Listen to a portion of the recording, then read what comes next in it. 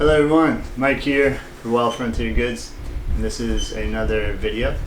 And in this video I'm going to talk a little bit about some of the belts that you can find available on our website. The first belt I'll talk about is the Ocean Indigo belt, and I call it the Ocean Indigo belt because the painting style reminds me a little bit of the surface of the ocean. It's an indigo painted belt, but we do not dip the leather into indigo. This is hand painted, and due to the method I use to paint the belt, the surface is not completely even in a blue tone. There's a variety of light and darker colors, and the way I achieve that is a kind of a secret, but I can say that it involves multiple coats of the indigo paint that we make. I start off with a very weak paint, and it gives it a nice light, very light, pale, almost looks like the color doesn't change at all. It's so pale, and then I'll go to a more darker, more stronger indigo paint, and through many different coatings of paint, I'll paint the belt, wipe it away, paint it again, wipe it down, paint it, wipe it, and over time you get a nice contrast of colors. So it's a really nice, I think very unique indigo belt. I think it looks a lot better as opposed to the just the dipped indigo belts.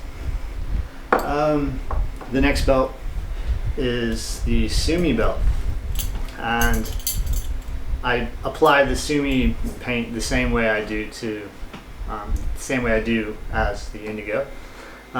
Big difference between the sumi painted belts and then the other black leather belt on the website is that the sumi painted belts, it's not as dark as the black factory painted leather, and also the sumi will fade away more quickly compared to the factory black leather.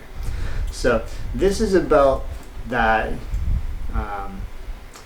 is hand painted, and also the color will begin to rub away in some of the high friction areas.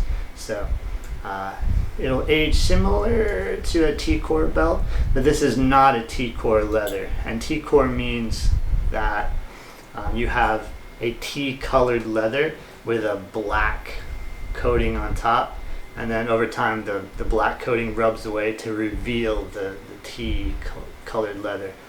So this is not a T-core leather, but it will age similarly to a T-core leather. The last belt here is the khaki shibu painted belts, and the same as the indigo and the sumi, the khaki shibu is done hand painted, just one layer at a time. So I paint on the khaki shibu, wipe it away, paint it again, wipe it away, and over time you get this wood grain style of appearance on top of the leather. It's really unique, very time consuming, but the end result is very special. The buckle, this is a two-piece buckle, so two pieces meaning the buckle itself plus the keeper. You can also choose the garrison buckle, which has the buckle and the keeper all connected in one buckle. All of the buckles we use are made from solid brass. The silver colored ones are solid brass, but they have a nickel coating on top of the buckle. They're all made in Japan. The leather I use for these belts is a Japanese cowhide. It is a Ben's leather, which means it comes from the best part of the animal hide. It's extremely durable, it ages beautifully, and it does not stretch as much as some of the other sections of the animal hide. So it's, in my opinion, the best part of the cowhide to use for making items such as belts and bags and wallets. All of the buckles are completely hand stitched. The stitching is very important to me.